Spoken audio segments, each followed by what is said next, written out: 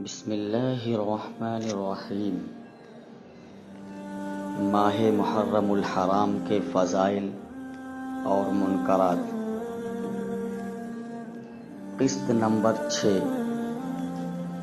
اسرار احمد قاسمی، مسجد ہاجرہ، ممرہ تھانہ۔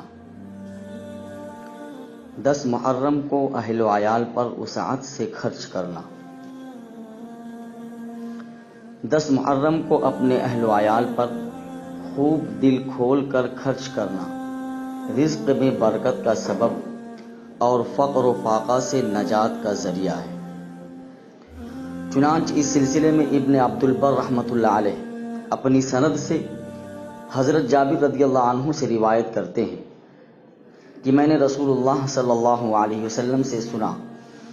آپ صلی اللہ علیہ وسلم فرما رہے تھے کہ جو اپنے آپ پر اور اپنے گھر والوں پر عاشوراء یعنی 10 محرم کے دن کھانے پینے وغیرہ میں وسعت یعنی کشادگی فراخی کرے گا، اللہ تعالیٰ اس پر پورے سال وسعت یعنی کشادگی و فراخی فرمائیں گے۔ حضرت جابر رضی اللہ عنہ فرماتے ہیں کہ ہم نے اس کا تجربہ کیا تو اس کو اپنے تجربے میں اسی طرح پایا۔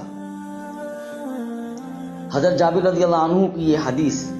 اپنی سند کے ساتھ امام بیہقی رحمۃ اللہ علیہ نے بھی روایت کی ہے، اور ابن عبد البر کی سند سے روایت کردہ حدیث کو بعض محدثین نے سند کے لحاظ سے صحیح بلکہ صحیح مسلم کی شرط کے مطابق قرار دیا ہے۔ البتہ بعض حضرات نے اس حدیث کی سند پر کلام کیا ہے اور اس کو منکر کہا ہے۔ حضرت ابو ہریرہ رضی اللہ عنہ کی سند سے بھی یہ حدیث مروی ہے۔ یہ احادیث اگرچہ فردن سند کے لحاظ سے ضعیف ہیں، مگر ایک دوسرے کے ساتھ مل کر قوت حاصل کر لیتی ہیں۔ چنانچہ امام بیہقی رحمۃ اللہ علیہ مختلف سندوں سے احادیث نقل کرنے کے بعد فرماتے ہیں کہ یہ سندیں اگرچہ ضعیف ہیں،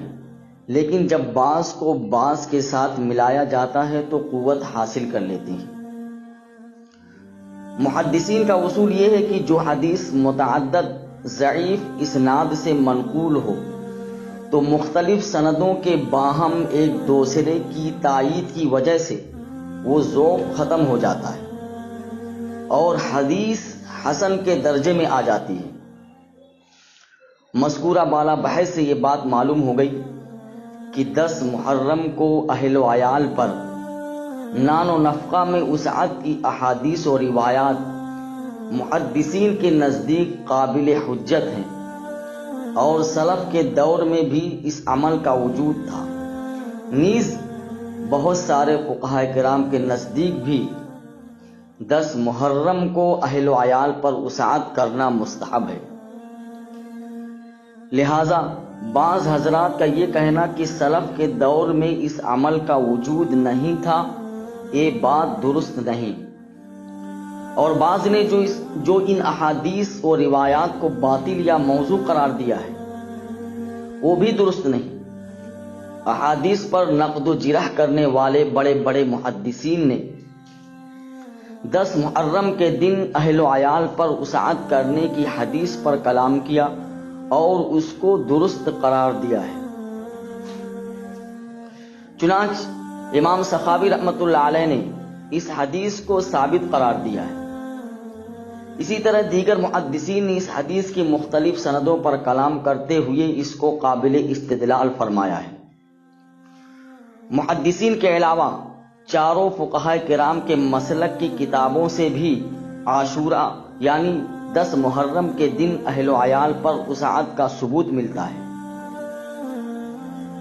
ہم یہاں پر ان کے حوالے کو طوالت کی بنا پر حذف کر رہے ہیں، لیکن یہ بات ذہن میں رہے کہ جو چیزیں جس درجے میں ثابت ہیں ان کو اسی درجے میں رکھ کر ماننا اور عمل کرنا چاہیے، اور ان کو ان کے درجے سے بڑھانا نہیں چاہیے۔ آج کل اس حدیث سے ثابت شدہ عمل کے بارے میں عام طور پر بہت سے لوگ افراط و تفریط یعنی کمی زیادتی کا شکار ہیں۔ بعض لوگ تو سرے سے اس حدیث کو ثابت ہی نہیں مانتے، حالانکہ ابھی ہم نے اوپر ذکر کیا کہ یہ حدیث مختلف سندوں سے منقول ہے اور اس کا انکار کرنا درست نہیں ہے،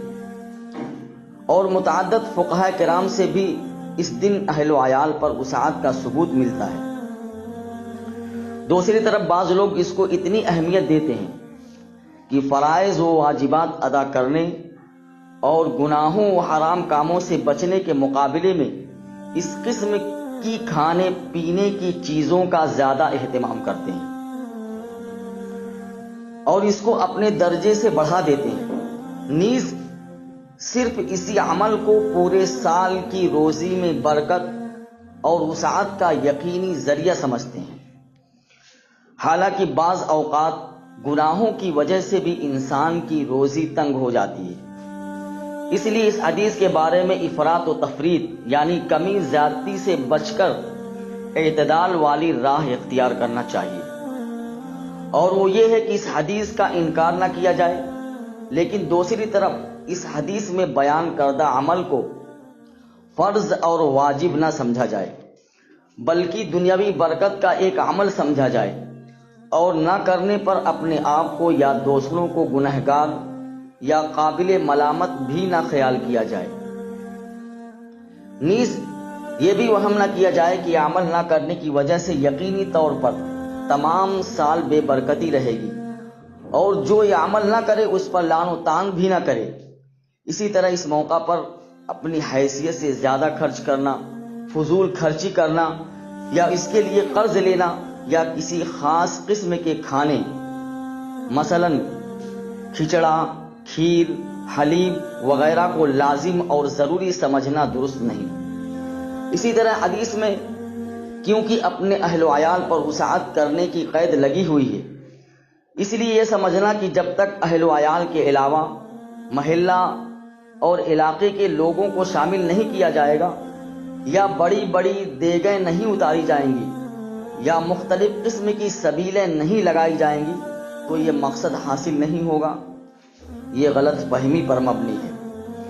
کیونکہ حدیث میں اپنے اہل و عیال پر نان و نفقہ میں کشادگی کی برکت بیان کی گئی ہے،